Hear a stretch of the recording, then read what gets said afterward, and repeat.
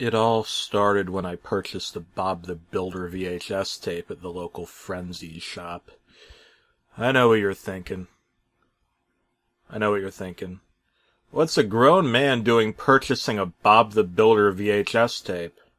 Well, first of all, it's none of your fucking business how I spend my hard-earned money.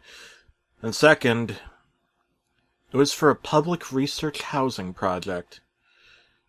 And third of all, I'm actually a very young boy whose mind and voice developed very fast, because I went through puberty at 3 weeks old. Now shut the fuck up. By the very moment I had put the VHS tape on, I was already concerned. This being one of my top programs of all time. I really wanted to know why it was called something different than anticipated. Not Bob the Builder, but Bob the Bilderberg? The Bilderbergs? Doesn't Berg mean land in some other language? The Bilderbergs are... Wait a minute.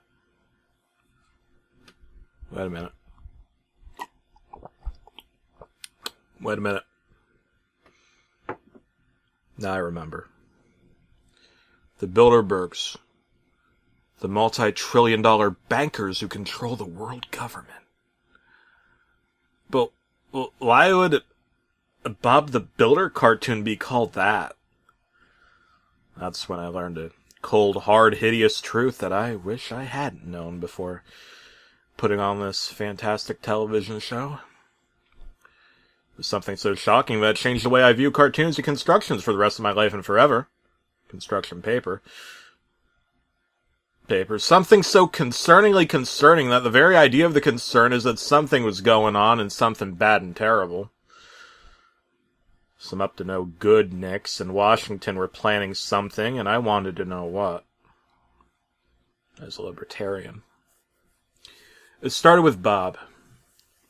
Bob the Builder. Well, gang, today we're going to be finishing the camp project that we were working on for the big election. Also, by the way, the Twin Tower project went out with a bang. Bob winked at the camera. The camera zoomed into his face. What did that mean? What kind of camp is this? A marshmallow camp?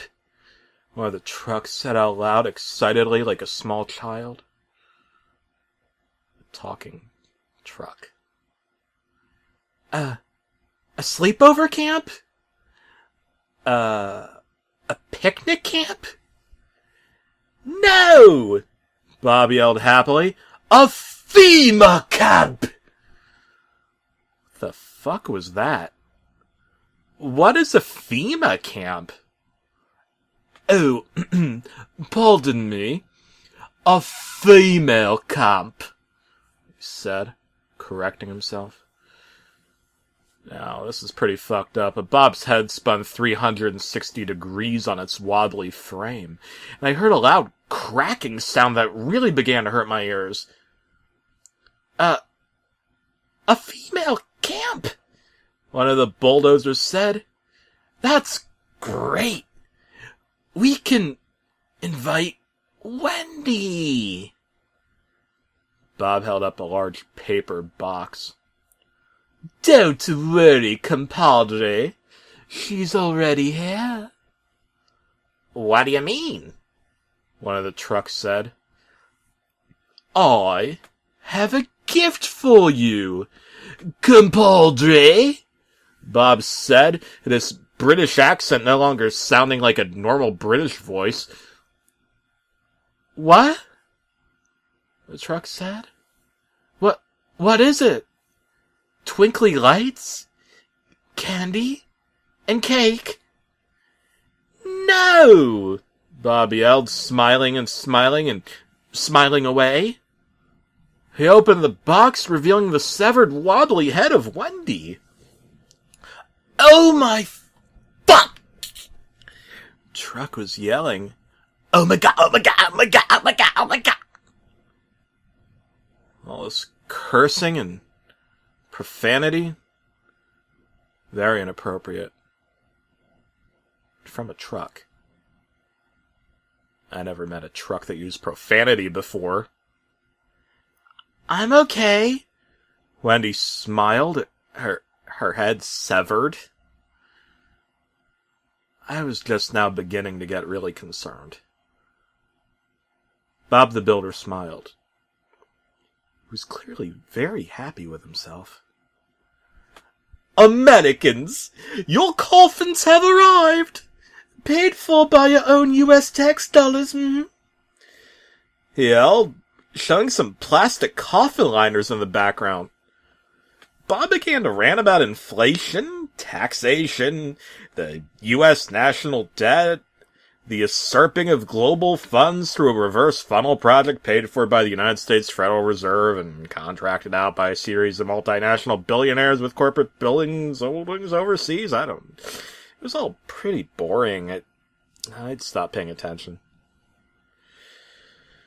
Man, the child inside of me got really excited when he began to finally build something, but it was not what I wanted to see. It was a swastika.